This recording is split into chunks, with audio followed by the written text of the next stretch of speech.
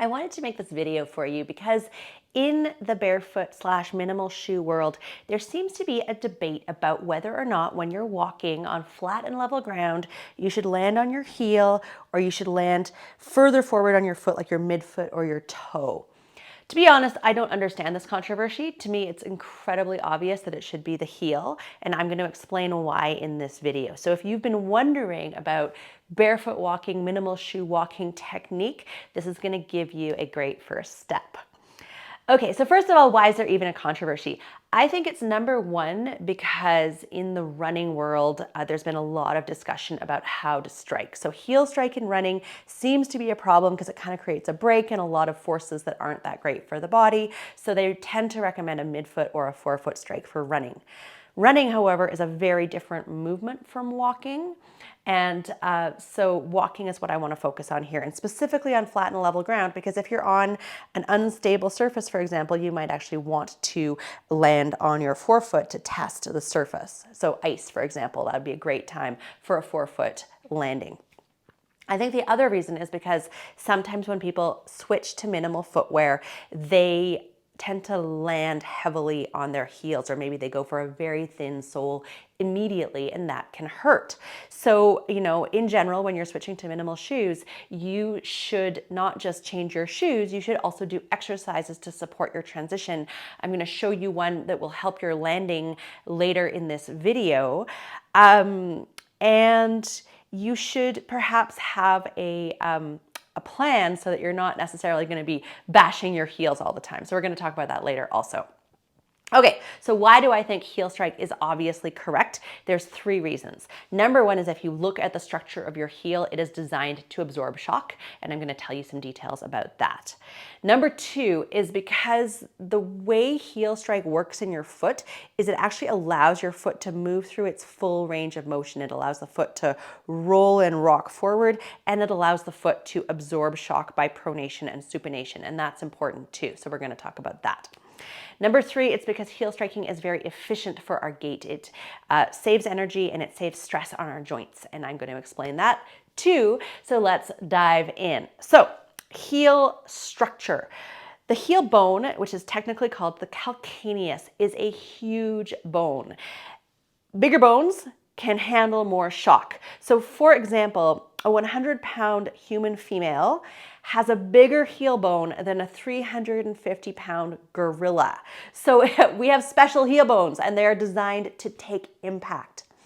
Not only are they large, but their design is special. I don't like saying design because, they evolved to be what they are, but they evolved in a way that specifically allows them to absorb shock. So the way they kind of are formed is with this outer layer of really thin bone and an inner layer of spongy tissue that's filled with blood vessels. So that makes them a lot like a bouncy ball. It means they're self-healing and they can kind of spring back, they can expand and contract as we walk, which makes them excellent shock absorbers in and of themselves. So the actual bone is good at shock absorbing. They also have special fat pads. So underneath your heel, you have a very thick fat pad, and it's a fat pad that's designed with incredible shock absorption capacities also. So once again, it's got that kind of thin, strong, hard, not hard, but it's a very strong outer layer in the fat pad, and then it's got squishy stuff inside, and that makes it very good at absorbing shock also. What's more, I'm going to just check my notes because there's lots of facts here and I want to make sure that I'm getting them right. What's more, the stuff inside your fat pads is actually 2 times better at absorbing shock than the best ever human created shock absorber. It's a substance called sorbothane, and our heel pads are better at absorbing shock than sorbothane is. 2 times better. So that's pretty cool.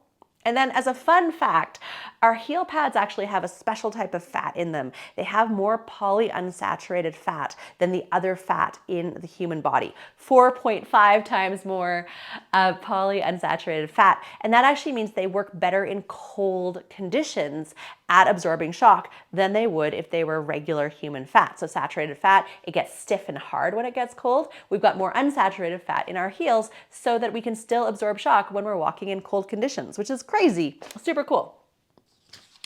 Okay, So that's what I've got to say about the structure of the heel bones.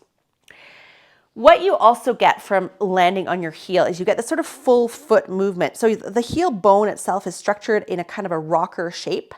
And as you rock forward on it, you rock over the rest of your foot, and that allows you to stride and step over your foot really nicely. So if you compare our foot to something like a horse foot or even a dog foot, they don't have that rocker shape. So that really suggests to me that we're supposed to kind of rock over our feet.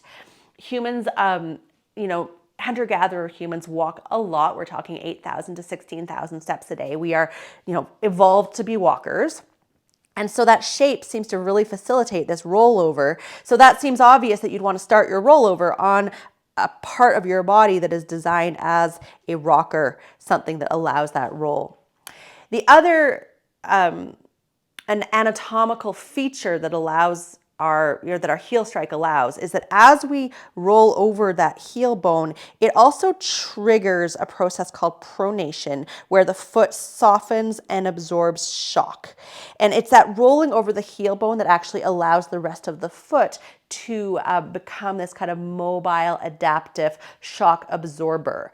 And so if you miss the heel strike, you don't get the shock absorption reaction that you need in order to then toe off with a rigid foot. So the foot twists as we walk in an ideal circumstance. It's called pronation and supination. So we go from a supinated foot at toe off to a supinated foot at heel strike to a pronated shock absorber foot. And it's that heel strike that triggers that twisting in our foot. So I think that also speaks to how important heel strike is. Finally, heel striking is very efficient. If you try taking a step and landing on your midfoot, you just can't get as far as if you land on your heel. So it means you get to take fewer steps as you walk, which means less energy. Our bodies are designed for energy conservation in a past world when energy was hard for humans to get. What's more is if you land on a straight leg heel strike, your skeleton is actually what absorbs a lot of the shock. So that means less stress on your joints. If you land on a bent knee, for example, your muscles actually have to do more work to hold that bend. So suddenly you're stressing your joints and muscles a lot more. You're using more energy. You're adding more stress to those tissues. So a straight-legged heel strike contributes to our energy efficiency, which is generally an evolutionary benefit. So there you go. That's why I think heel strike is very clearly the correct way to walk in minimal or barefoot shoes. You're also going to tend to walk with a heel strike in non-minimal shoes.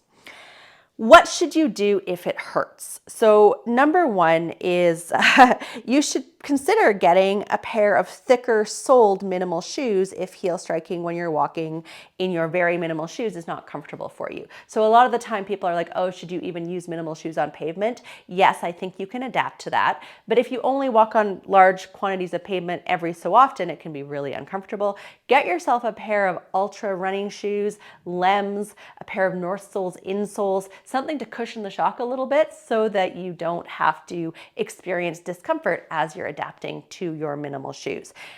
That's a huge tip that I think everyone should have, in their back pocket. You don't have to have only the most minimal shoes on your minimal footwear journey.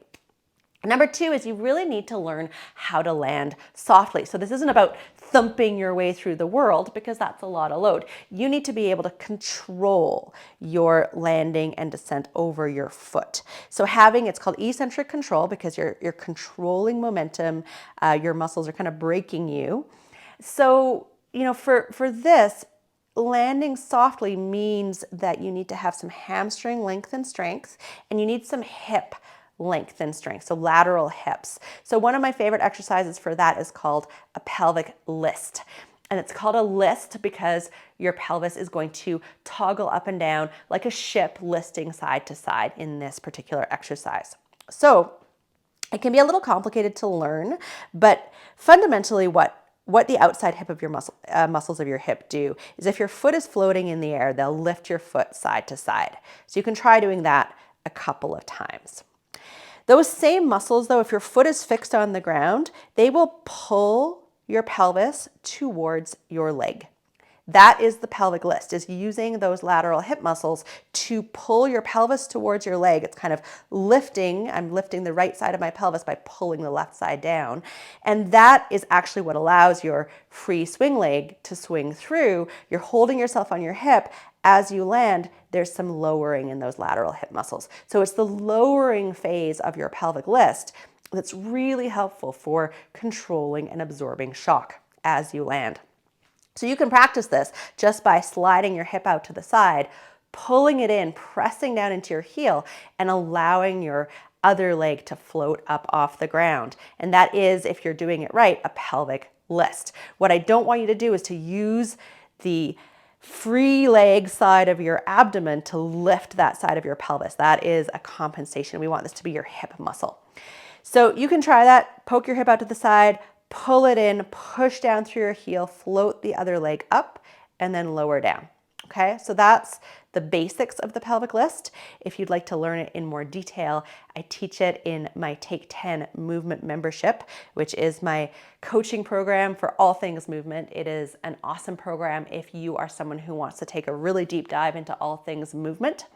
I also teach pelvic listing in my Build Better Feet program and my Pelvic Floor Plus program. So there's lots of options for learning it, but it's an essential exercise. Give it a try, see how it feels, see if you feel like you get it. And if you're not getting it, feel free to drop a question in the comments because it can be a more technical one to learn. Okay, so I hope this is helpful and let me know if you have any cues or comments. Bye.